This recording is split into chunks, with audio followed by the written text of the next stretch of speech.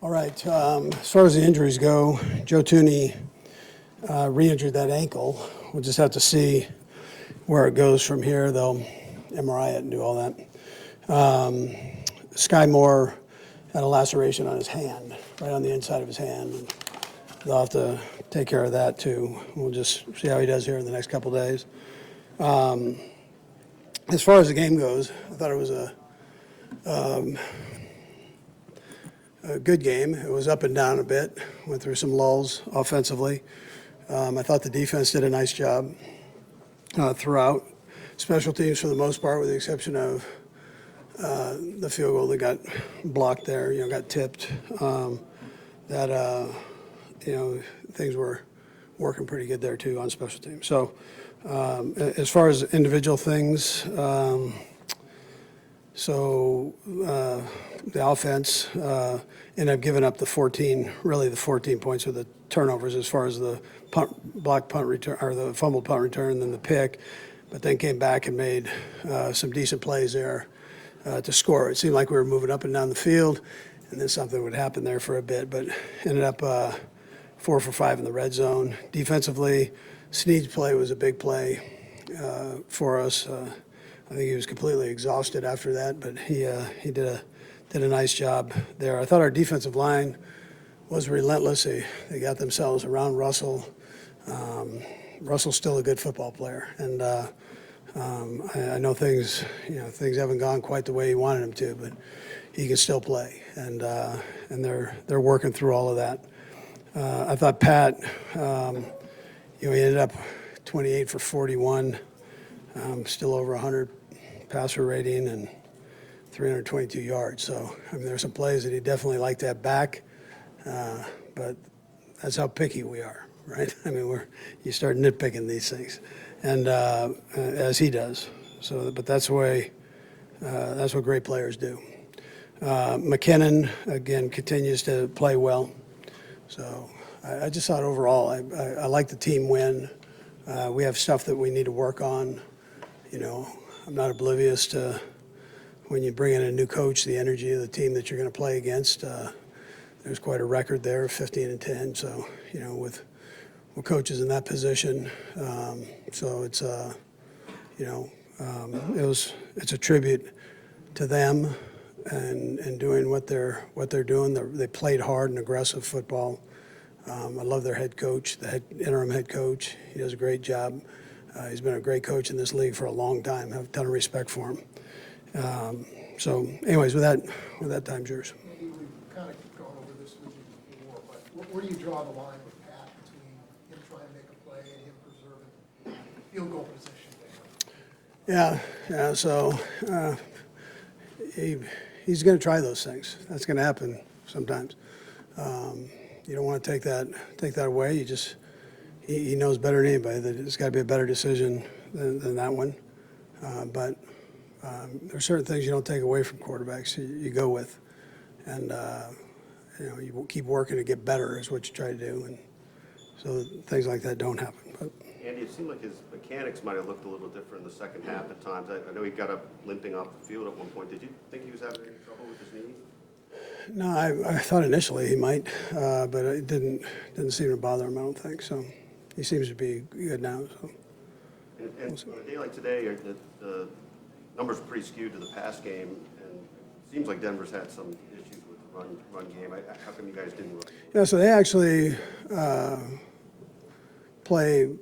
were playing a run defense, so it gave us an opportunity to throw the ball a little bit, and that's how we're moving it up and down the field, so as quickly as we were.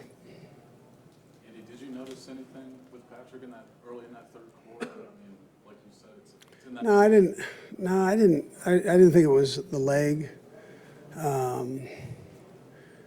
No, I didn't. It was just a matter of getting back into rhythm, and then he got into rhythm and took off and did great. So.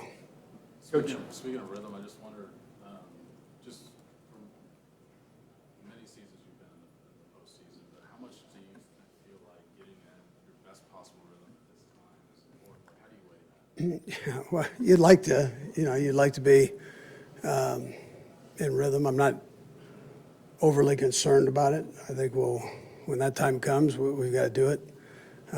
We'll be there ready to go. So I think you have to respect what the guys are doing right now.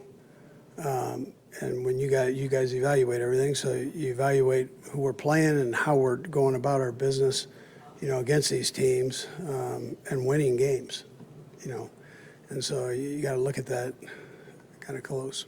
But Coach, you mentioned just winning, right? I mean, very close games you guys have played against all these teams in the AFC West this year, and you've found a way to get it done. Is there something you can pinpoint with your group that gets those things done when it needs to be done? Yeah, when you look at it, and I know I'm kind of summing it up, but it seems like when the other team scores, we go score.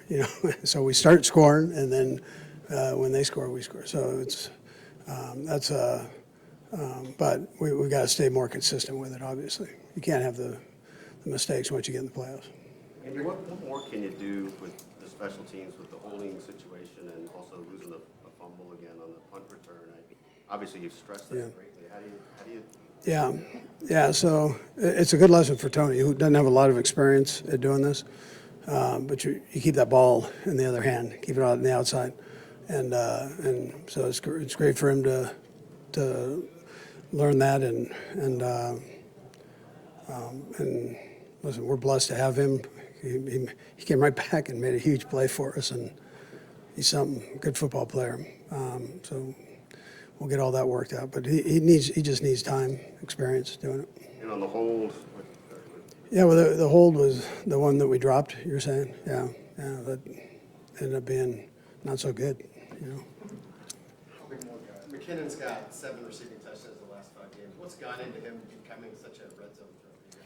Yeah, well, he's always had that. He's so patient. I mentioned to our guys that he's a quarterback, a legitimate quarterback in college, so he kind of knows how the game works as a whole, and he's patient with that. So I think that helps him in the run game. Knowing how gaps are set up, knowing how secondaries fill and for the run, and again, he can catch the ball on top of all that. Good runner, good catcher. Andy, obviously a pretty important game for you guys tomorrow night, even though you're not in it. Just wondered your plans. Do you watch a game like that live? Or? Oh, we'll watch it. Yeah, just see how. You watch it live as it's going? Yeah, we'll see how it goes. We'll be in and out of me. What we've done is we have to take it as if we're playing on Saturday. That's how you have to go about it. So our coaches have been working today and yesterday, this morning and yesterday, finishing up the run game and some of the pass game stuff. And so we'll get tomorrow to add a little bit to it, and then we're right into it. So we're treating it like, which is the only way you can do it. If they sprout a Saturday on us, we got to be ready to roll. All right. Thank you. Thanks, Okay. Andy. Yep. Thank you.